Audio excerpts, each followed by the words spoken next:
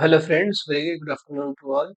तो आइए अभी इस लेक्चर में हम लोग जैसे पिछले लेक्चर में मैंने पूरा मिसलिनियस टाइप ऑफ क्वेश्चंस किया था, यूरो के क्वेश्चंस किए थे दो तीन। उसमें से ये लास्ट वाला क्वेश्चन रह गया था, आधा ही हो पाया था discuss due to I don't know कि इतना जल्दी डिस्चार्ज कैसे हुआ था टैबलेट की स्विच ऑफ हो गया था, तो आधा पार्ट मेरा रह गया था। तो ठीक है, तो फिर कवर कर लेंगे अभी इस प्रॉब्लम को। अच्छा, प्रॉब्लम ये है कि इरोडो में कुछ और लैंग्वेज दे सकता है, पर एक्चुअली जो मैंने लिखा है क्वेश्चन यही है। इरोडो में भी हाँ, उनका लैंग्वेज अलग हो सकता है, मुझे एग्जैक्ट वो लैंग्वेज नहीं आता है, क्वेश्चन यही है। ठीक है, तो लैंग्वेज में बस डिफरेंस है, बाकी जो मेन क्वेश्चन है आंसर सेम वही आने वाला है। ठीक है, तो उसकी परेशान मत होइएगा, है वही क्वेश्चन है इरोडो का ही। इसको सॉल्व करते हैं। मैंने पिछली बार इसको डिस्कस किया था, पर ठीक है यहाँ पे एक बार मैं बता देता हूँ क्वेश्चन और क्या क्या मैंने थोड़ा बता रखा, तो कंटिन्यू करेंगे। हमें क्वेश्चन में क्या दे रखा था, बोला है कि cat run only at a positive x axis. जो कैट है वो सिर्फ एक्स एक्सिस पे रन कर सकती है। ठीक है, पॉजिटिव एक्स एक्सिस पे कांस्टेंट वेलोसिटी यू, ठीक है, यू वेलोसिटी को रन कर रही है। Dog always try to catch the cat, क्योंकि डॉग और कैट के बीच आपस में बचपन से ही दुश्मनी है, नेचुरल है। ठीक है, तो ये क्या कर रहा है, जैसे ही डॉग कैट को देखता है, डॉग की जो वेलोसिटी है ऑलवेज कैट की तरफ रहेगी। कैट जहां भी होगा, डॉग का डायरेक्शन ऑफ मोशन उधर ही होगा। ठीक है, इन्होंने बोला tries to catch cat tries to catch cat, its motion always towards cat, find the time when they meet। हमें सिर्फ वो टाइम बताना है जब ये दोनों मिलेंगे, मतलब मिलना तो नहीं, वो कैच करेगा, उसका जो भी काम करेगा वो करेगा, बट ठीक है, हमने लिखा है when they meet। क्वेश्चन यही है आपके पास, क्या दे रखा है, इनिशियल के बीच डिस्टेंस है।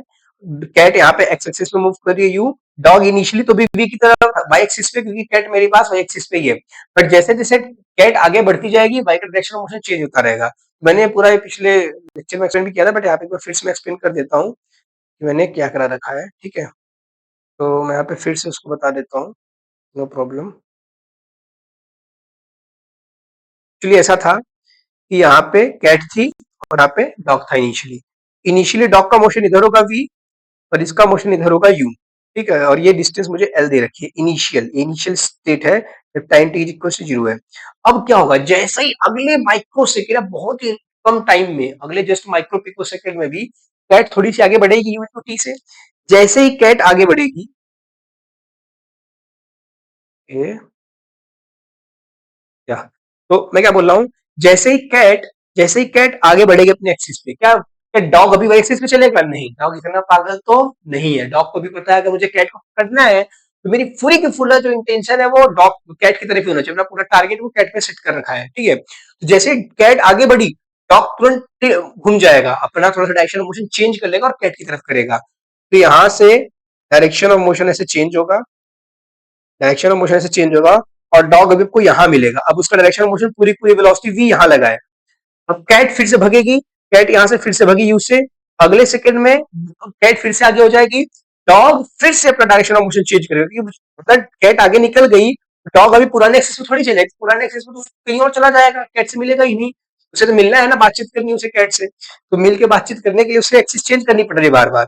तो अब डॉग इस पे चलेगा तो डॉग और आगे आ जाएगा, कैट क्या करेगी, कैट और आगे चलेगी। अच्छा, इनका वेलोसिटी कांस्टेंट क्वेश्चन में दे रखा है, वी क्या है, कांस्टेंट है, और एल भी फिक्स्ड है इनिशियल इनिशियल, और VO2 हमेशा कांस्टेंट है थ्रू आउट द प्रोसेस।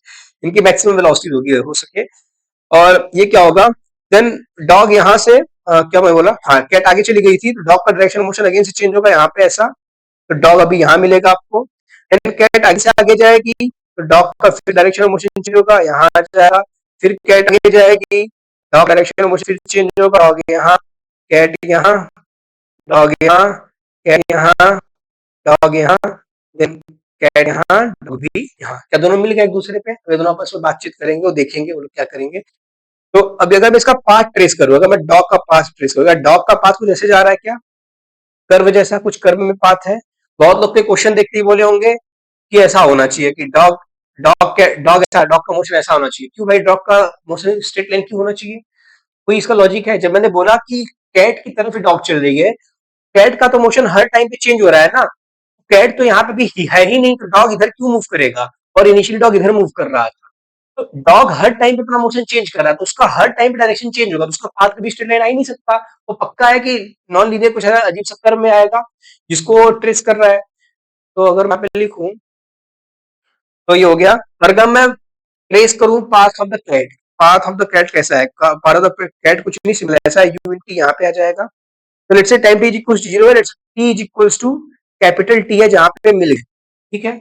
और मुझे निकालना है कि कहाँ ये मिलेंगे, सॉरी कब ये मिलेंगे, कहाँ ये मिलेंगे, फिर वो आसानी से निकल जाएगा कि यू इंटू कैपिटल टी कर लीजिए, वो आपको डिस्प्लेसमेंट एक्स मिल जाएगा और वाई का कोऑर्डिनेट तो जीरो हो जाएगा, आपको दिख ही जाएगा वहां से। तो वो प्रॉब्लम नहीं है, प्रॉब्लम है कब मिलेंगे, टाइम ही मेन प्रॉब्लम है। तो टाइम को देखिए कैसे समझते हैं इसको। मैं पेन चेंज करता हूँ। मैं पहले जनरल केस लेता हूँ। जनरल केस का क्या मतलब है, किसी एक जनरल इंस्टेंट पे क्या हो रहा होगा। अगर हम इसका एक जनरल इंस्टेंट पे देखें तो इसका पाथ कैसा है, डॉग का पाथ ऐसा है और कैट का पाथ ऐसा है। जैसे किसी भी टाइम टी पे, जैसे time T is equal to T पे, time T is equal to T पे क्या हो रहा होगा, क्या डॉग का मोशन ऐसा होना चाहिए कुछ टेंजेंशियल इसके पाथ क्या ऐसा है यहाँ पे, और ये जहां पे एक्स एक्सिस को इंटरसेप्ट करेगा कैट यहीं पे होगी, क्योंकि मैंने क्या बोल रहा है, dog always moves towards the direction, towards the cat. तो जहां पे भी कैट होगी उसकी डायरेक्शन ऑफ मोशन उधर ही है। तो अगर डॉग इधर मूव कर रहा है तो इसी एक्सिस पे कैट मिलेगा आपको, बट कैट का मोशन किधर, यू इस तरफ है। अगर आप एक चीज देखें तो इनके बीच एक कॉमन चीज है, मैं आपको पिछले लेक्चर में बता रखा है, पिछले वाला क्वेश्चन आपको दिख रहा हो, मैंने इसमें कराया था आपको कि इसमें मैंने पहले टाइम निकाला था, फिर ये भी निकाला था कब मिलेंगे। तो इसमें क्या, इसमें भी तो सेम ही चीज बोल रहा था मैं कि यू की इनिशियल वेलोसिटी क्या तरफ है, जो पर्सन 3 उसकी वेलोसिटी कुछ ऐसे 60 डिग्री पे पीरियड ट्रायंगल था। यहाँ पे दो चीजें थी, इस v के पास दो कंपोनेंट था, एक इस एक्सिस पे जो डिस्टेंस एक्सिस जो कॉमन एक्सिस है इसके एक परपेंडिकुलर वेलोसिटी आती है की जो कि u√3/2 है, और एक तो इस एक्सिस के अलोंग है जो कि u/2 है। तो ये जो परपेंडिकुलर डिस्टेंस है ये किसके लिए रिस्पॉन्सिबल है, यहाँ पे रोटेशन हो रहा है, जो सर्कुलर मोशन ऐसे होगा, रोटेशन जो होगा इसके लिए कौन रिस्पॉन्सिबल है, ये u√3/2। बट इनको जब मिलना है, अगर ये मिल रहा है एक दूसरे को खोज कर रहे हैं तो इनकी डिस्टेंस कम हो रही है, क्योंकि इनिशियल डिस्टेंस है थी, बाद में जीरो हो जाएगी, तभी तो मिलेंगे इस पॉइंट पे यहाँ पे ये। तो इनकी डिस्टेंस जीरो होगी, मतलब एक में तो जीरो होगी, एक को जीरो करने के लिए कौन कौन रिस्पॉन्सिबल है, एक तो ये खुद यू पूरा पूरा लगा रहा है क्योंकि ऑलवेज पी3 की तरफ मूव कर रहा है, इसकी पूरी की पूरी वेलोसिटी यू की तरफ होगी, पी3 की तरफ होगी। ये खुद इस डिस्टेंस को कम कर रहा है जो कि पास इसके कॉमन डिस्टेंस है, रिलेटिव डिस्टेंस है। बट जो u/2 है ये भी डिस्टेंस को कम ही कर रहा है, दोनों ही डिस्टेंस को कम कर रहा है, तभी तो ये जीरो होगा, मिलेगा। और जो परपेंडिकुलर वाला क्या कर रहा है, डायरेक्शन चेंज कर रहा था। तो अगर आप इसका पाथ देखें P2 पे बैठ कर कुछ ऐसा पाथ दिख रहा था, मैंने बोला था कि ये जो पाथ जो घूम रहा है ये तो u√3/2 से घूम रहा है, मुझे इससे कोई लेना देना नहीं, मुझे सिर्फ टाइम बताना है कब मिलेंगे। तो इसलिए रिस्पॉन्सिबल हम देख ले कॉमन एक्सिस पे जो वेलोसिटीज है, तो कॉमन एक्सिस के लिए जब मैं P2 पे बैठा तो P3 के पास क्या वेलोसिटी दिखी, u प्लस u/2 रिलेटिव में, ये रिजल्टेंट वेलोसिटी थी जो इस डिस्टेंस कम कर रहा था। Resultant velocity is equal to distance जो कि a है जिसको चलना है, इसको कितना टाइम लगा, लेट्स से t, मैंने उस टाइम को निकाला 2a/3। वही सेम चीज यहाँ पे भी तो लग रही है। यहाँ पे क्या है, इनिशियल डिस्टेंस आपको L दे रखा था, इनिशियल इनके बीच दूरी L थी।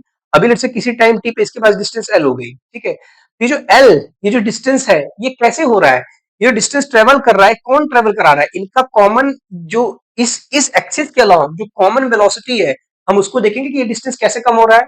चलो देखिए ये v था, ये v से मूव कर रहा है, बट u के पास भी तो दो वेलोसिटी होगी। अगर ये एंगल मैं बोलूं इस axis let's say theta angle पे है, इस जनरल पॉइंट टी पे एक्स एक्सिस का लेट्स से थीटा एंगल बना रहा है, तो थीटा चेंज करेगा, v और u क्या है, कांस्टेंट है। तो क्या मैं u को भी यहाँ पे थीटा बोल सकता हूँ इस एक्सिस के अलोंग, और क्या मैं u का वेलोसिटी का इस कंपोनेंट लिख सकता हूँ इधर u का cos थीटा, हाँ बिल्कुल लिख सकते हैं भैया। और ये लिख सकता हूँ, मैं ये भी लिख सकता हूँ कि इधर आ जाएगा u का sin थीटा, ये क्या u के कंपोनेंट है। अब यहाँ पे सेम वही बात लगेगी, u का sin थीटा है ना, ये इसके कॉमन डिस्टेंस के अलावा इसका कोई रिस्पॉन्सिबिलिटी नहीं है, कोई रोल प्ले नहीं कर रहा। तो ये जो यू साइन थीटा है इसका डिस्टेंस में रोल प्ले नहीं कर, मतलब कि इसमें इसका टाइम जो ये कैचिंग टाइम है वो यू साइन थीटा इसमें कोई रोल नहीं प्ले कर रहा है, छोड़ सकते हैं। बस इसका जो कर्व वाला पार्ट है इसको घुमाने का काम कर रहा है, वो यू साइन थीटा की वजह से हो रहा है। बट जो इनका रिलेटिव डिस्टेंस है जो एल था, मतलब जो एल पार्ट चलना है वो कौन कौन चल रहा है, वो एक तो डैग डॉट अपनी पूरी वेलोसिटी लगा रहा है इसको कवर करने में, और जो यू का एक कंपोनेंट है यू cos थीटा, वो डिस्टेंस को क्या कर रहा है, बढ़ा रहा है, ताकि कैट बच पाए, इसलिए डिस्टेंस बढ़ा रहा है, उससे दूर जाने की कोशिश कर रहा है, बट डॉग तेजी से आ रहा है। तो इस क्वेश्चन में एक आप ये भी कंडीशन रही होगी मेरे हिसाब से कि v is greater than u भी रहा होगा, और ठीक है आप इसको लिख लीजिएगा, v is greater than u रहा होगा, तभी तो कैच कर पाएगा, अगर डॉग की वेलोसिटी कम होगी तो कैच ही नहीं कर पाएगा। तो ठीक है, मैं कहाँ पे था, हाँ मैं बता रहा था कि इस डिस्टेंस पे है, अगर मैं इनका मतलब नेट डिस्टेंस लिखूं, जिसके पास नेट डिस्टेंस जो डिस्टेंस कम हो रही है वो वेलोसिटी क्या है, जो ये डिस्टेंस कम हो रही है, पहले एल थी, जिस समय मिल जाएंगे let's say t is equal to t not पे मिल जाएंगी, इस समय एल की वैल्यू क्या हो जाएगी, जीरो, इनिशियल एल की वैल्यू एल नॉट है। जो पूरा पूरा कैपिटल एल, मतलब पहले एल था अभी जीरो हो गया, तो पूरा एल डिस्टेंस किसी ने चला होगा ना किसी वेलोसिटी से, वो वेलोसिटी कौन सी चल रही है, एक कॉमन वेलोसिटी। कॉमन वेलोसिटी कितनी है, जो डॉग कवर कर रहा है इस डिस्टेंस को, वो तो वी से कवर कर रहा है, बट जो कैट है उस डिस्टेंस को क्या कर रही है, बढ़ा दे रही है। क्या मैं उसको माइनस कर दूं यू का कॉस थीटा, यही तो रिजल्टेंट जो रिजल्टेंट वेलोसिटी है इस कॉमन एक्सिस के अलाउ, क्या यही वो वेलोसिटी है जिससे नेट ये डिस्प्लेसमेंट कवर हो रहा है।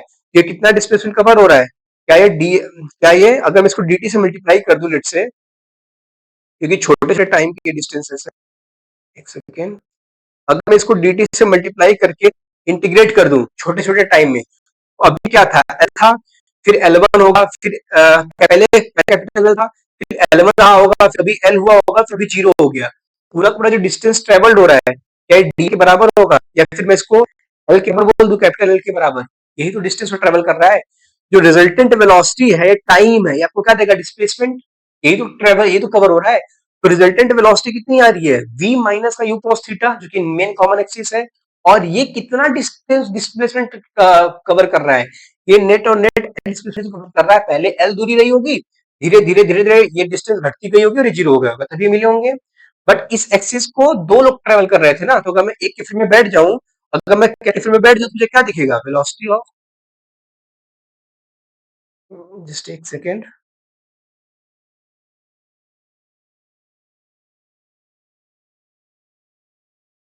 Just give me one second,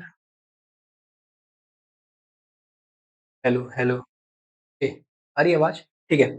तो अगर मैं velocity of dog with respect to cat लिखूं इस कॉमन एक्सिस के अलाउ, तो इस कॉमन एक्सिस के अलाउ क्या है, वेलोसिटी ऑफ डॉग जो कि v है, माइनस वेलोसिटी ऑफ कैट, इस कॉमन एक्सिस के अलाउ कितना है, कॉमन एक्सिस के अलाउ ये वाली एक्सिस, इसके अलाउ वेलोसिटी ऑफ कैट कितना है, वो तो u का cos थीटा ही है। बहुत लोग u बोल रहे हैं, u नहीं होगा, u तो नेट वेलोसिटी है कैट की ना, मैं इस कॉमन एक्सिस के अलाउ बात कर रहा हूं मैं, क्योंकि जो नेट वेलोसिटी u है वो इस डिस्टेंस में थोड़ी ना उसका पूरा रूल आ रहा है, उसके पास दो वेलोसिटीज, जैसे मैंने आपको पिछली बार दिखाया था, इसके पास दो वेलोसिटीज आ रही थी, एक परपेंडिकुलर और एक इस कॉमन एक्सिस के अलावा इस डिस्टेंस को कम कर रहा है, वही चीज तो यहाँ भी है।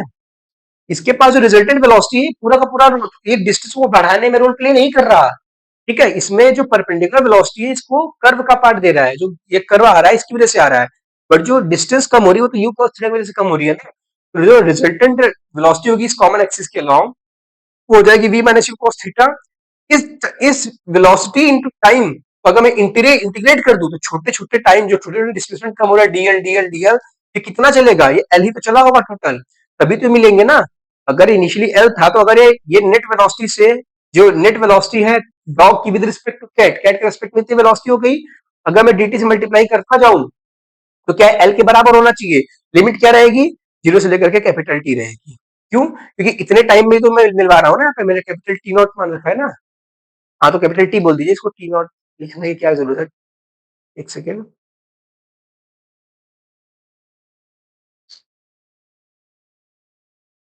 इसको सिंपल कैपिटल टी बोल दीजिए ना, कोई प्रॉब्लम नहीं है। कैपिटल टी, तो कैपिटल टी तक जब ये चलेगा, ये पूरा इंटीग्रेशन क्या होगा, एल के बराबर ही तो होगा, तभी तो मिल पाएंगे, ये पूरा डिस्टेंस कवर किया होगा। ये फर्स्ट इक्वेशन हो गई।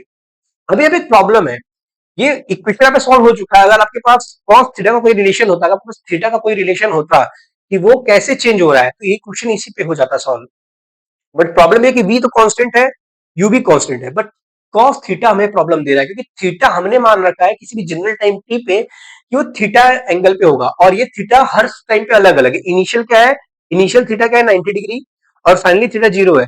अब आप बोलेंगे कि थीटा का रिलेशन लिख लो omega into T, initial final value पता है, बट हमें कैसे पता कि ओमेगा कांस्टेंट है, theta is equal to omega into T, तब लिखेंगे ना जब हमें पता हो कि जो ओमेगा कांस्टेंट है, मतलब जिसका डायरेक्शन ऑफ रोटेशन है, जो डॉग रोटेट कर रहा है वो कांस्टेंट एंगुलर वेलोसिटी से रोटेट कर रहा है, ऐसा जरूरी थोड़ी है। वो तो वेलोसिटी ऑफ कैट पे है ना, जैसे जैसे कैट की डायरेक्शन चेंज हो रही है उस हिसाब से डायरेक्शन ऑफ मोशन का चेंज हो रहा है, तो कांस्टेंट हमें कुछ भी उसके बारे में आइडिया नहीं है, तो मोर वैल्यू नहीं लिख सकते। Theta is equal to omega T is not valid, जैसे displacement is equal to distance, speed into time तभी होता है जब स्पीड कांस्टेंट होती है, अगर स्पीड वेरिएबल है कुछ और, तो हमें क्या करना पड़ता है, बेसिक से इंटीग्रेट करना पड़ता है, वही चीज यहाँ पे भी एप्लीकेबल है, तो वो चीज तो नहीं लगने वाली। तो cos थीटा को कैसे हटाया जाए, एक तरीका है इसको एलिमिनेट करने का। जिस समय मिले होंगे, क्या उस समय दोनों के पास एक्स कोऑर्डिनेट सेम होगा, मतलब कि जो कैट ने जो एक्स डिस्प्लेसमेंट चला होगा, क्या वो u इंटू कैपिटल टी चला होगा, और जो नेट डिस्प्लेसमेंट इस डायरेक्शन में जो डॉग ने चला होगा, क्या वो भी इसने एक्स नॉट ही चला होगा? मैं करके दिखाता हूँ मैं क्या बोल रहा हूँ। मैं ये बोल रहा हूँ कि जब ये मिले होंगे,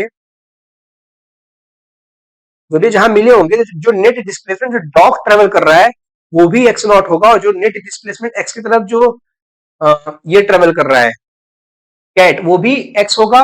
और एक्चुअल में जो एक्स होगा वो क्या होगा, कैट के हिसाब से यू इंटू टी होना चाहिए, क्योंकि कैट के पास एक्चुअल वेलोसिटी यू थी और टाइम लगा टी, तो यू कांस्टेंट था, टाइम लगा टी, तो जो डिस्प्लेसमेंट ट्रेवल करेगी एक्स में वो कितनी चलेगी, you into T. But dog के लिए अलग केस है। क्या? डॉग के पास हर समय एक्स की वेलोसिटी डिफरेंट है, हर समय एक्स की वेलोसिटी क्या है, डिफरेंट है, कंपोनेंट चेंज हो रहा है ना, तो हर जगह v v v v. But जब मैं इसको थीटा एंगल मान रहा हूँ, इस डायरेक्शन में इसकी वेलोसिटी लिख सकता हूँ वी का कॉस थीटा, बिल्कुल लिख सकता हूँ भैया। तो अगर एक्स डायरेक्शन में इसकी वेलोसिटी लिख पा रहा हूँ, तो क्या मैं ऐसे नहीं लिख सकता कि जो vx है वो आ जाएगा v का cos theta and this is equals to dx by dt? बताइए, क्या ये dx बाई dt है? हाँ बिल्कुल dx बाई dt है। तो क्या मैं यहाँ से v cos theta into dt का integral this is equal to dx नहीं बोल सकता? बिल्कुल बोल सकता हूँ, सॉरी dx का इंटीग्रल बोल सकता हूँ। ये क्या है इसको समझिए, जो v cos थीटा है ये चेंज हो रहा है, बट जीरो से टी तक जब मैं इसको इंटीग्रेट कर रहा हूँ, जीरो से टी तक, यानी इनिशियल टाइम पे v cos थीटा जीरो था, फिर कुछ देर बाद v cos थीटा कुछ हुआ तो उसने कुछ डिस्प्लेसमेंट dx ट्रेवल करी। मैं करके दिखाता हूँ, यहाँ पे कुछ डिस्टेंस ट्रेवल नहीं करा, पर जैसे थीटा चेंज हुआ तो यहाँ पे dx डिस्टेंस ट्रेवल करा, फिर और dx ट्रेवल करा, फिर और dx ट्रेवल करा, फिर और dx, इन सारे dx को मैं जोड़ दूंगा। मैं जब मैं इन सारे dx को जोड़ दूंगा, dx dx dx dx dx dx dx dx dx dx and dx को, इन सारे dx को समेशन करने के बाद ये x नॉट ही तो मिलेगा मुझे। जो x डायरेक्शन में जो वेलोसिटी है डॉग की वो है v का cos थीटा।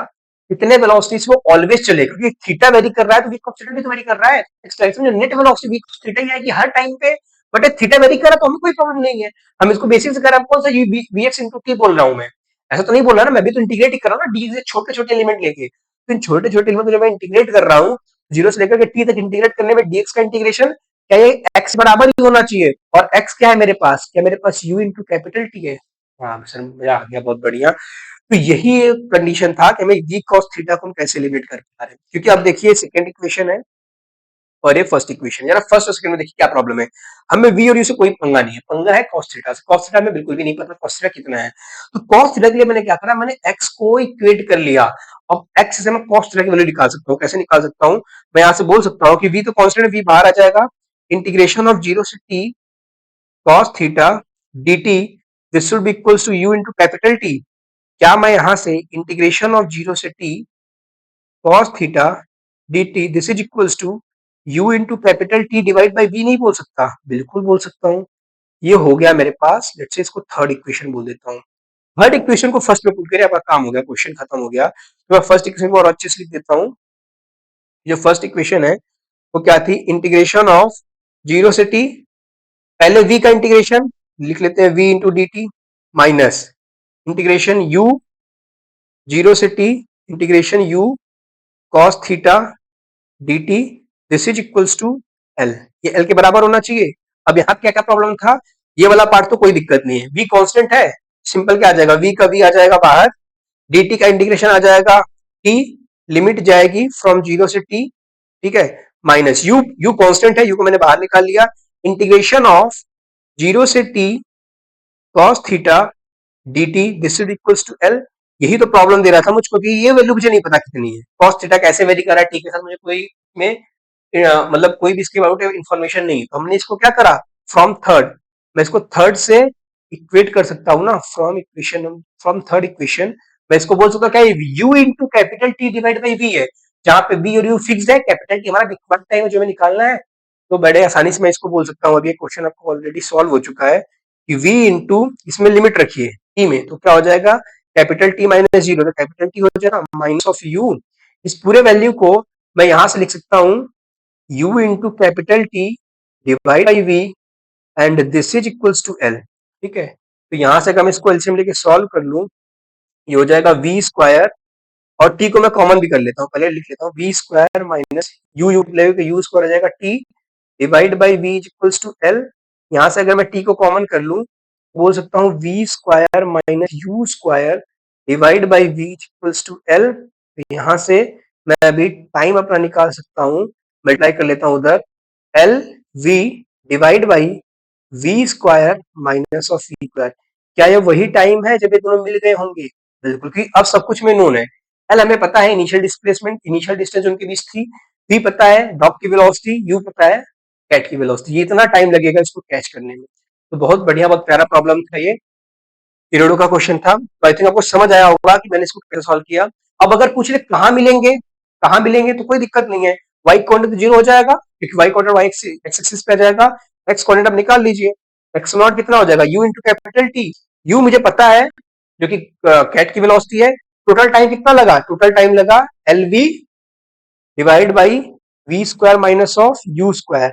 ये कितना हो जाएगा, l v u divide by v square minus u square. मतलब अगर आपको एक बार आपको ये पता चल गया कि कब मिल रहे हैं, कहाँ मिल रहे हैं, आप ऑटोमेटिक आसानी से बता सकते हैं, कुछ करना ही नहीं है। तो आपका अगर कहाँ मिल रहे हैं पूछ लेता, तो आप एक्स कोऑर्डिनेट भी बता सकते हैं कि ये जो एक्स कोऑर्डिनेट है ये कितना, अभी अभी टी तो अननोन था ना मेरे लिए, तो मैंने टी निकाल लिया, तो मेरे पास यू इंटू टी भी नोन हो गया। ये पूरा का पूरा आपका क्वेश्चन हो गया, जो कि बहुत बढ़िया क्वेश्चन था का। तो ठीक है, आज के लिए इतना ही रखते हैं। आई थिंक आपका पूरा का पूरा कैलमेटिक्स लेक्चर खत्म हो चुका है। देखता हूँ मैं कुछ एडवांस के जो, क्योंकि आप प्रैक्टिस करते रहे, एडवांस के क्वेश्चन है, पीवाईक्यू है, मैं उनको वन बाई वन करके एक प्लेलिस्ट बना लूंगा, उसकी होमवर्क के बेसिस पे आपको डालता रहूंगा उस प्लेलिस्ट में। आप उनको पहले मत देखिएगा, पहले देखेंगे कोई फायदा नहीं है। एक बार सभी एडवांस के ट्राई जरूर करिएगा खुद से, कि जितना मैंने 17-16 लेक्चर में जितना भी कैलमेटिक्स में पढ़ा है, बहुत कुछ कंटेंट है उसमें, सारे क्वेश्चन वहां उन्हीं बेसिस पे होंगे। बस आपको अलग अलग तरीके से कॉन्सेप्ट को लगाना है, कॉन्सेप्ट सारे भैया कुछ डिफरेंट नहीं होने वाला है। तो उनके बेसिस पे उनको सॉल्व करिए, जो भी प्रॉब्लम होती है फिर मैं सोल्यूशन अपलोड कर ही रहा हूँ, उसको देखिए। अगर तब भी कुछ नहीं होता है, फिर भी कोई पर्सनल क्वेश्चन है या फिर कोई नया क्वेश्चन है जो नहीं मिल रहा कहीं सोल्यूशन, आप उसको टेलीग्राम पे पोस्ट करिए, मैं डिस्क्रिप्शन में लिंक दे दूंगा। अगर उसको मतलब आप लोग मिलकर वहां पे सॉल्व कर लेंगे, ठीक है, कोई नहीं सॉल्व कर पाता है टेलीग्राम पे, तो मैं उसको खुद सॉल्व करके उस पर पोस्ट कर दूंगा, फिर मैं उसको यूट्यूब पे डाल दूंगा, ठीक है, आप उसको देख सकते हैं वीडियो सोल्यूशन पूरा अच्छे से। तो आई थिंक प्रैक्टिस बैक हो ही जाएगी यहाँ से। तो आज के बाद से मेरा कैलमेटिक्स खत्म हो चुका है। मैं एडवांस के क्वेश्चन डाल के फिर मैकेनिक्स स्टार्ट करूंगा। जैसा कि देखते हैं, जैसा कि कॉल रहेगा मैकेनिक्स स्टार्ट करने का, तो उस हिसाब से उसको करेंगे स्टार्ट। तो फिर ठीक है, बहुत अच्छा चल ही रहा है वाला ये फर्स्ट लेक्चर का कैलमेटिक्स का। तो बाकी तब तक पढ़ते रहिए, हमारे सारे क्वेश्चन भी हो चुके हैं। आज के लिए इतना ही, फिर मिलते हैं नेक्स्ट लेक्चर में, तब तक पढ़ते रहिए। Best of luck, Radhe Radhe.